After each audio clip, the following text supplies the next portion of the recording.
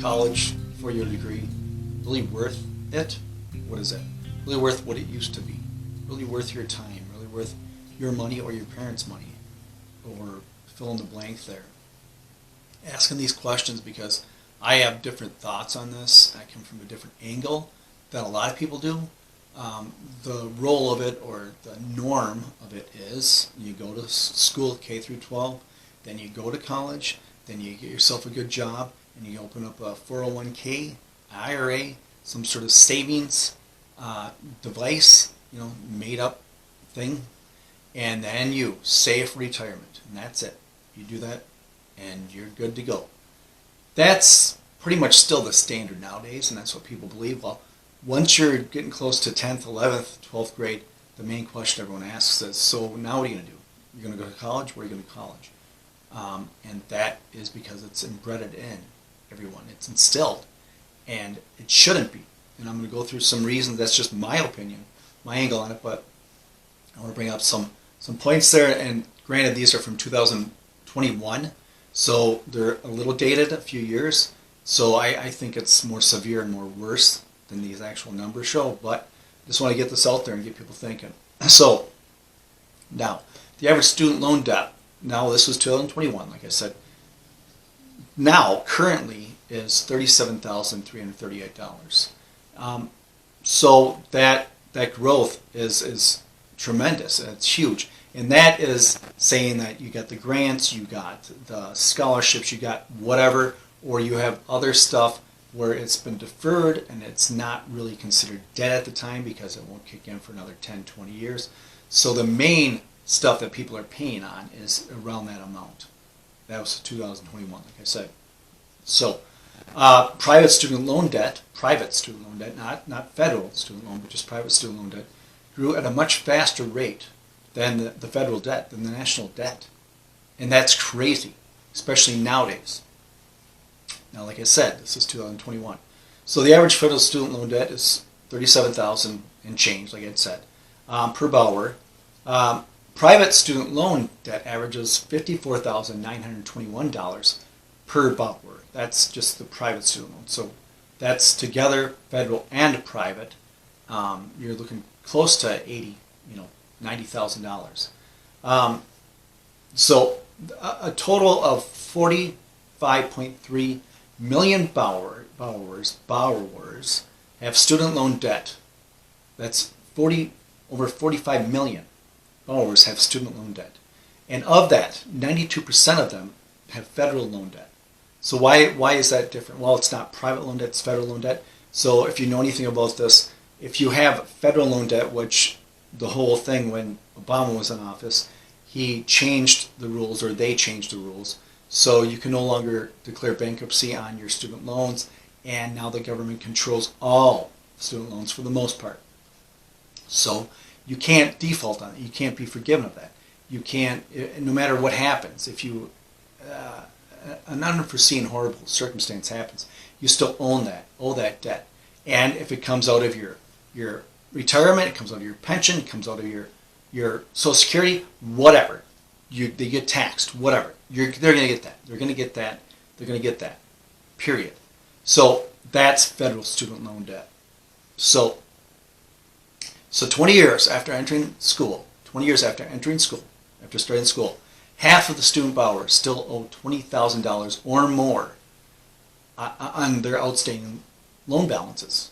So after 20 years after starting school, now at least half of the students that were students still owe $20,000 or more of outstanding balances. Student loan debt has increased nearly 500% since 1985. Why? Increased 500% since 1985. That's crazy. And since 1985, we have the internet. We have access to things. We don't go to the library and look things up. It's at our fingertips nowadays. So why you need to be going to indoctrination camps called universities and that kind of stuff to get educated, we don't need that anymore. So the 500% since 1985, they can trace the increase back much further. They can trace it from 1971. The average cost for a four-year public university degree, including room and board, came to $8,734. That's what it was, 1971. Today, just per year, you're looking at least, on average, $35,720. That's per year to attend a college in the United States. That's on average, like I said. So average student loan debt is $39,351. This is 2021 numbers. Average monthly student loan payment is $393. So yes, of course it's up more than that nowadays. Student loan debt, total student loan debt overall, it was at $1.75 trillion. This was 2021. So just imagine how much higher it is now. $1.75 trillion. Number of student loan borrowers are 43.2 million, so it's got to be upwards of 44 million now. Number of borrowers who owe $100,000 or more. Number of borrowers, number of students who went to college, graduated, got their degrees or didn't, and are no longer involved in college. And years have gone by, the number of borrowers who owe $100,000 or more is 2.6 million. 2.6 million people owe $100,000 or more on their student loan debt. So average university cost, this is just average, is $25,000 annually. That's just the bare bones. That's just the bare, that's not books, that's not room and board, that's not food, that's not all that stuff. So if you add on the books, the food, the testing, and other college miscellaneous fees that are, incorporated there, that goes on top of the $25,000 on average. Then you got room and board. If you're not staying there, room and board, if you're commuting, then you have more on top of that. You have a lot of gas expense, a lot of expense for gas, wear and tear in the vehicle, that kind of stuff, and commuting 5 days a week. And yeah, I know a lot of kids did this. Whether they still do or not, I'm not so sure about that. It seems like more and more people are just staying in the dorms or whatever, but that's how it was when I was there. Yes, I went to college and I commuted. I drove 60 miles one way every day. So that was 120 miles at least every day to get to college and back. And because I still lived with my parents at the time. And that was a lot of gas, that was a lot of time, there was a lot of wear and tear. It was just, that all adds in there. That's what I'm talking about. It's all added to that, whatever number they have nowadays, $25,000 median, or the average, I guess, besides all the extra expenses. So I just gotta, yes, that's what I did.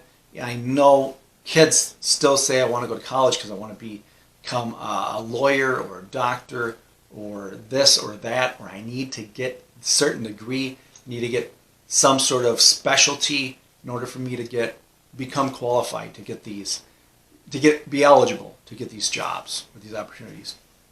Yes, that exists. That exists, and it's becoming smaller and smaller and smaller. Just like to be a teacher in K through 12, you need to have a teaching degree. So like I've said this before, Bill Gates, Steve Jobs, Wozniak, all those computer programmers, all those computer people could not go to K through 12 and teach a single class in K through 12 because they don't have a teaching degree. They can go to any colleges they want for the most part, as long as it's not ran by the state, and teach. A lot of my professors, they were people who worked in the field or had just left the field. And I went for marketing, advertising, that kind of stuff. And I know it's not the same as everything else, but that's just one angle on it. So I'm just saying this to get people out there thinking, well, maybe, instead of, let's just say the parents are saying, I'll flip the bill for college, I'll pay $100,000 for your college, for your 4 years or your 5 years or whatever it is. And then the kid doesn't graduate or has issues or changes their majors over and over and ends up taking a lot longer and spending more money, costing more money, or maybe they go for a year and a half and then they drop out. And now you're $60,000 in the hole or $40,000 in the hole. as a parent, because you're like, well, they didn't stick with it, but I told them I would flip the bill for them. Or if the parents aren't able to do that, the students are going to indebt themselves big time to get the $100,000 to pay for the college or whatever. Just think of it this way. What would happen if, not all, like I said, there's still a few things, doctors, attorneys, that kind of stuff that you still need to go to college for. Not saying how bad you need to, but you still need to. But most of it you don't have to. Maybe you go to a 6-month program to get the skills to learn things, that kind of stuff. Plumber, electrician, that kind of deal, mechanic, whatever. That's a whole nother angle on it. But let's just say $100,000 instead of the parent or the student saying, I'm going to flip this, I'm gonna spend $100,000, I'm gonna go in debt for this education, quote unquote. Maybe the parents say, well, you know what we're gonna do? We'll say we won't pay for your education.